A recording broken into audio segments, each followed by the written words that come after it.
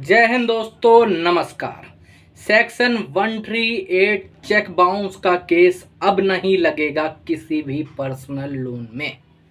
जी हाँ दोस्तों, आप लोग बिल्कुल सही सुन रहे हो। हमारे बहुत सारे भाई हैं जिनको रिकवरी एजेंट्स के द्वारा डेली बेसिस पे कई बार डराया जाता है कि आपने जो ये पर्सनल लोन डिफ़ॉल्ट करा है, आपने जो ये क्रेडिट कार्ड डिफ़ॉल्ट करा है, या फिर आपने जो भी अपना लोन है, चाहे वो कोई सिक्योर हो कोई अनसिक्योर लोन हो, ये जो लोन डिफ़ॉल्ट करा है इसके ऊपर आपके ऊपर सेक्शन 138 का केस डाला जाएगा। ऐसे बहुत सारे मैसेजेस जो हैं वो व्हाट्सएप पे भेजे जाते हैं। ऐसे ऑन कॉल पे अलग अलग तरीके से डराया जाता है कि ये केस लगेगा, हम तो ये वाला केस कलकत्ता में फाइल कर देंगे, ये कर देंगे, वो कर देंगे। ऐसे बहुत तरीक़ों से डराया जाता है। बहुत सारे क्लाइंट और बहुत सारे हमारे सब्सक्राइबर हमको बताते हैं कि सर फलाना बैंक ये कह रहा था, फलाना बैंक के रिकवरी एजेंट हमें ये कह रहे थे। क्या सच्चाई बात है कि बैंक हमारे ऊपर सेक्शन 138 का केस फाइल कर देगा? और हर एक लोन के अंदर वो फाइल होता है। तो आज मैं आप सबको ही बताने वाला हूँ कि आप लोगों को सेक्शन 138 से डरने की ज़रूरत क्यों नहीं है। कई भाई लोग डर के बैठे हुए हैं ना, उन सबको मैं समझा देना चाहता हूँ कि आप लोगों को डरने की ज़रूरत क्यों नहीं है। लमसम 90% बंदों को तो बिल्कुल भी डरने की ज़रूरत नहीं है। आज का ये वीडियो इसी के ऊपर होने वाला। तो दोस्तों, वीडियो शुरू करने से पहले मैं आप सबका हर्ष कुमार आपके इस चैनल लोन डिस्ट्रॉयर में आपको स्वागत करता हूं। अगर लोन संबंधित आपकी कोई भी परेशानी है, कोई आप मेरे से बात करना चाहते हो, हमसे जुड़ना चाहते हो, किसी लीगल नोटिस का रिप्लाई लिखवाना चाहते हो, या फिर कॉल फॉरवर्डिंग की सेवा, या फिर होम विजिट रुकवाना चाहते हो, ऐसी कोई भी सेवा लेना चाहते हो, तो यहाँ पर नंबर आ रहा है, आप हमें व्हाट्सएप पर मैसेज कर सकते हो। ठीक है। और अगर हमारा वीडियो अच्छा लग रहा है तो चैनल को सब्सक्राइब जरूर कर लेना। ठीक है। चलो वीडियो पे टॉपिक पे आते हैं मेनली। अब देखो, एक चीज़ तो तुम लोगों को बहुत क्लियरली जान लेना चाहिए कि हम लोगों को सेक्शन 25 और सेक्शन 138 के बीच का डिफरेंस समझना ज़रूरी है। सेक्शन 138 क्या है? मैंने एक हमारे सब्सक्राइबर थे, उन्होंने हमसे कॉल बुक करी थी। तो उनका क्या हुआ कि उन्होंने मुझे मैसेज भेजा कि सर ये लोग देखो अलग अलग थानों से मुझे मैसेज करवा रहे हैं व्हाट्सएप पे, इन्होंने हमारे ऊपर केस फाइल कर दिया दिल्ली के किसी थाने में। केस नंबर है ये हमारा 14,552 ऐसे करके केस नंबर है। तो मैंने बोला दाओ दिखाओ ज़रा क्या दिक्कत है। तो वहाँ सीधे सीधे शब्दों में लिखा हुआ है कि आप लोन नहीं भर रहे हो, आपने हमारे बैंक के ऐप से लोन लिया था और अब आप लोन नहीं भर रहे हो, ऑनलाइन माध्यम से आपने लोन लिया था, तो अब आपके ऊपर सेक्शन 138 हम लोग डलवाने वाले हैं। ठीक है, NI एक्ट का जो है। तो पहली बात तो सेक्शन 138 किसी भी क्रेडिट कार्ड में कभी लगेगा ही नहीं। ठीक है, किसी भी क्रेडिट कार्ड में नहीं लग सकता। अब आप लोग पूछोगे क्रेडिट कार्ड में सर क्यों नहीं लग सकता? तो भाई आंसर ये है, जब आपने क्रेडिट कार्ड लिया था तो आप ज़्यादा से ज़्यादा क्या कर सकते हो? क्रेडिट कार्ड में मैंडेट ऑन कर दोगे, ऑटो डेबिट ऑन कर दोगे, ज़्यादा ज़्यादा है नहीं है कि भाई साहब अपना जो ये मिनिमम अमाउंट है इसको यहाँ से कट कर लेना, और क्या करोगे, है ना। लेकिन आपने किसी भी रूप से उसमें कोई चेक नहीं दे रखा, कोई भी चेक नहीं दे रखा है। और ज़्यादातर जो 90% आज के टाइम में इंडिया के अंदर लोन दिए जाते हैं, 90% लोन के अंदर किसी भी रूप में कैसे भी कोई भी चेक दिया ही नहीं जाता है, चाहे तो सिक्योरिटी पर्पस हो, या फिर मान लो आपने कोई चेक दे रखा है, मैं मान लेता हूँ, चलो समझता हूँ। कई भाई लोग बोलते हैं सर चेक दिया था अब याद नहीं है। हम लोगों ने जैसे ऐप से लोन लिया था, वहाँ पर चेक डाला था, हमने चेक की फ़ोटो डाली थी। तो ऐसा नहीं होता। मान लेते हैं आपने चेक की फ़ोटो डाली, अब वो कैंसिल चेक होगा, है ना। या फिर चेक की सिर्फ फ़ोटो जो डाली है वो चेक वैसे चेक कैश नहीं हो सकता, सिंपली बात है। तो उसके ऊपर वैसा कोई केस भी नहीं बन सकता। ओके। तो ये जो सेक्शन 138 है ये एक चेक बाउंस का केस है। अब आपने जो लोन ले रखा है वो ऑनलाइन माध्यम से ले रखा है, या फिर आजकल ऑफलाइन लोन के अंदर भी चेक नहीं लिए जाते हैं, या फिर लिए जाते हैं तो कैंसिल चेक लिए जाते हैं, या फिर ऐसे ही चेक दे दिए जाते हैं जिनके अंदर कोई साइन ना हो, कोई अमाउंट ना हो। और वैसे चेक के केस के अंदर आपको कोई दिक्कत नहीं होती, क्योंकि ना आपने साइन करा था और ना आपने अमाउंट भरा था, है ना। अगर मान लो साइन भी कर दिया है और अमाउंट नहीं भरा, तो मेरे भाई उसमें भी ऑब्जेक्शन उठता है कि आपने तो अमाउंट भरा नहीं अपने हाथ से, और ब्लैंक चेक देने का कोई मतलब नहीं बनता। सिंपली आपने सिक्योरिटी पर्पस के लिए दिया था कि भाई साहब तुम्हारी कोई सिक्योरिटी वगैरह हो तो अपना जैसे भी तो अपने हिसाब से देख लेना जैसा रहेगा, उसमें अमाउंट बैंक अपनी तरफ से नहीं फिल कर सकता, सीधी बात है। तो वहाँ पर ऐसे केसेस के अंदर कोई दिक्कत नहीं होने वाली। अब मान आ जाते हैं 90% लोगों पे। मान लेते हैं आपने किसी ऐप से लोन लिया या फिर किसी बैंक से लोन लिया ऑनलाइन माध्यम से, अब आपने चेक तो दे नहीं रखा, तो क्या आपके ऊपर सेक्शन 138 नहीं लग सकता? द आंसर इज यस, कोई भी ऐसा केस नहीं लग सकता। हाँ, अगर बैंक को फाइल करना होगा तो वो 3-4 महीने के बाद जब भी उनका लॉट बनेगा। अब कई भाई लोग बोलते हैं ना कि सर कई लोग मेरा एक दोस्त था, उसका जो है वो तो चौथे महीने में केस हो गया उसके ऊपर सेक्शन 25 का। मेरे अभी 2 साल लोन होने जा रहा है, अभी मेरे ऊपर नहीं हुआ।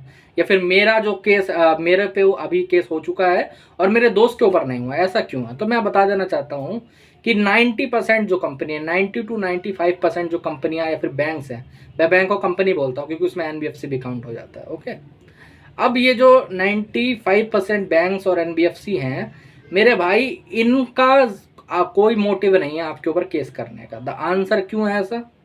मैं ऐसा क्यों बोल रहा हूँ कि कोई भी मोटिव नहीं है? क्या इनको अपना पैसा नहीं चाहिए? चाहिए, लेकिन केस से उनका पैसा नहीं मिलने वाला, ये सच्चाई है। केस फाइल कर देंगे, मान लो सेक्शन 25 का केस डाल दिया, कलकत्ता में डाल दिया, अब क्या हो जाएगा? पहले के टाइम में क्या था? पहले के टाइम में मेरे भाई आदमी डर की वजह से पैसा दे देता था, अब है ही नहीं एक्चुअली में, क्योंकि आप विलफुल डिफॉल्टर तो हो नहीं कि तुम पैसा लेके बैठे हुए हो, 10 लाख रुपए तुमने अपनी कुर्सी के नीचे डाल रखे हैं या फिर बेड पे पैसे बिछा के सोते हो, है ना? ऐसा तो होगा नहीं कि भाई साहब जैसे ही केस फाइल करेंगे वैसे ही तुम सारा पैसा उठाओगे और बैंक के मुंह पे मार दोगे कि यार ये लो पैसा और केस हटा दो, खत्म करो कहानी। ऐसा तो होगा नहीं। तो जो जेन्युइन डिफॉल्टर होते हैं उनके पास क्या अपने बचाव के वो होते हैं कि भाई साहब जिनके पास एक्चुअल में पैसे नहीं है वो अपना बचाव कैसे कर सकते हैं। मान लो आपके ऊपर सेक्शन 25 का केस फाइल भी कर दिया, आपको समन रिसीव होगा, पहली डेट पे अपने लॉयर को भेज दीजिए, आपका लॉयर वहाँ पर डेट का जो होगा प्रोसीजर वो करेगा, कोई दिक्कत वाली बात नहीं है। अब अगर दिक्कत इसमें आती है कि भाई साहब मान लेते हैं आप मुंबई के हैं, कलकत्ता केस लगा, आप कलकत्ता के अहमदाबाद केस लगा, आप अहमदाबाद के दिल्ली केस लग गया, तो अब वहाँ तो जा नहीं सकते इतनी जल्दी, है नहीं? तो अपने लॉयर को वहाँ पर जो वहाँ का लोकल लॉयर होता है उससे करवा सकते हैं। अगर आपको कोई लॉयर नहीं मिलता, आपको लॉयर चाहिए अपना, तो फिर यहाँ पर नंबर आ रहा है, हमसे कॉन्टैक्ट कर सकते हो, ठीक है? अब क्या करना है, वो डेट बजाएगा, अपना डेट बढ़वा देगा, ओके। उसके बाद एक बार बेल का प्रोसीजर रहता है। एक बार अगर आप किसी केस के अंदर बेल लेते हो सेक्शन 25 या फिर मान लेते चेक बाउंस का भी केस डाल दिया, कई भाई लोग बोल रहे हैं ना कि चलो सर मैंने तो चेक दे रखा है, चलो खुदा ना खास्ता मेरे भाई तुम्हारे ऊपर चेक बाउंस का केस कर भी दिया, क्या है? प्रोसीजर सेम है, दोनों छोटी एक तरीके से। जो सेक्शन 138 है वो बड़ी बहन है और जो सेक्शन 25 है वो छोटी बहन है, और कुछ नहीं है, समझे? पेमेंट एंड सेटलमेंट एक्ट हो गया, ये एनआई एक्ट हो गया, खत्म कहानी, कोई दिक्कत नहीं है। तो इसके अंदर पूरा प्रोसीजर सेम है, बेल का प्रोसीजर सेम है, बेल बॉन्ड भी बहुत कम लगता है, कोई दिक्कत वाली बात नहीं। अब कई भाई लोग इसमें ये भी पूछते हैं कि सर मेरी तो गुंजाइश है ही नहीं, मेरे पास तो बिल्कुल ही पैसा नहीं है, अब ऐसे में मैं अपना केस कैसे लड़ूंगा? क्या मेरे पास कोई लीगल वो ही नहीं है? ये तो मुझे जेल में डलवा देंगे। अब मेरे भाई इसका भी जवाब दे देता हूँ तुम्हें।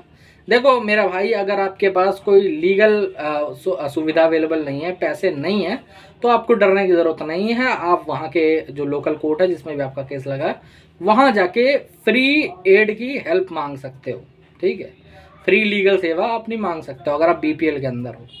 अगर आपकी आय कम है, 8 लाख रुपए के अंदर आती है, तो आप मांग सकते हो, कोई दिक्कत वाली बात नहीं, कोई उसके अंदर प्रॉब्लम आपको नहीं होगी, ओके।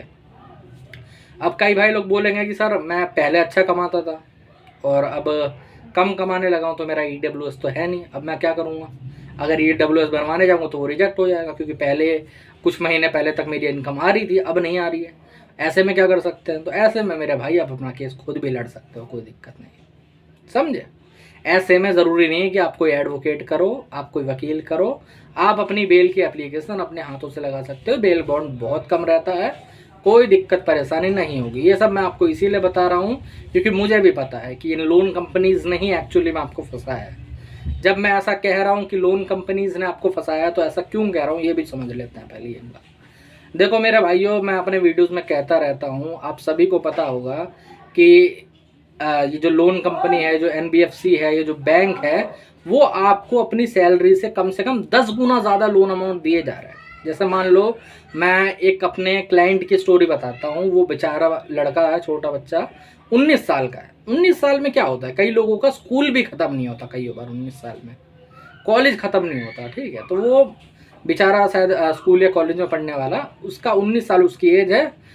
दो उसके पास क्रेडिट कार्ड आ गया अलग अलग बैंकों के, और 19 साल के लड़के को क्रेडिट कार्ड दे दिया। एक की लिमिट 80,000 रुपये, एक की लिमिट है शायद 30-32 हज़ार रुपये, ओके। वो लिमिट ख़त्म हो गई। अब छोटे बच्चे हैं भाई साहब, वो भरेंगे कैसे? उनके पास कोई सैलरी का ऑप्शन तो है नहीं, है ना?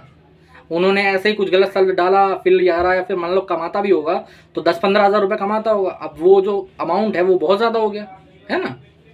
तो उसे भरने के लिए भाई साहब ने और लोन लिया, ऐप से लोन लिया। अब जब दिख रहा है कि एक बैंक से इनका 90,000 रुपये बन रहा है, तो बाकी लोगों का मतलब क्या बनता है यार पैसे देने का, है ना। सिविल स्कोर अगर ज़्यादा है तो किसी को कितना भी पैसा उठा के दे दो। आप लोग बात नहीं मानोगे, मेरे एक क्लाइंट है जो कि अपना गवर्नमेंट सर्वेंट है, उनकी कुल मिला के जो सैलरी बनती होगी वो 89,000 रुपीज़ आफ्टर टैक्सेशन बनती है, समझे। 89,000 रुपीज़ बहुत होते हैं। 89,000 में तो आजकल अच्छा खासा घर चला लेगा आदमी, इतनी कोई दिक्कत परेशानी नहीं है। लेकिन उनके ऊपर लोन कितना हो रखा है, लोन हो रखा है 38 लाख रुपए से ज़्यादा, समझे। एक के ऊपर एक लोन, एक के ऊपर एक लोन, एक के ऊपर एक लोन कंपनियां देती रही, टॉपअप देती हैं। ऐसे जैसे मान लो आपका एक लोन चल रहा है एक बैंक से, आप उनको बोलते हो कि भाई साहब मैं इसको अभी भर नहीं पा रहा, मेरी स्थिति सही नहीं लग रही है, तो वो सब क्या करेंगे, सर आप टॉपअप ले लो 5 लाख का, सर आप टॉपअप ले लो 6 लाख का, 10 लाख का टॉपअप ले लो सर। अरे यार कोई मजाक है क्या, कोई मजाक है। मिडिल क्लास की जिंदगी कोई मजाक बन गई है ना। कोई बहुत बड़े जो हमारे उद्योगपति हैं वो लोग लोन लेते हैं या फिर कुछ करते हैं, मेरे भाई उनका लोन तो शायद मेरे हिसाब से 1% के अंदर भी सेटल होता है। और आपको एक सेटलमेंट ऑफर जो 20% का अंदर है, अंदर आने के लिए उसके लिए राइट ऑफ तक का वेट करना पड़ता है ना। तो इसीलिए मैं आप सबको कहना चाहूँगा कि आपकी जो स्थिति हुई है, मान लेते हैं आपने कुछ गलत काम करे होंगे या फिर कुछ गलती हुई हो, कहीं पैसे उड़ गए हो, कोई दुर्घटना घटी हो, कहीं जॉब चली गई हो, ऐसी कोई दिक्कत होगी, है नहीं।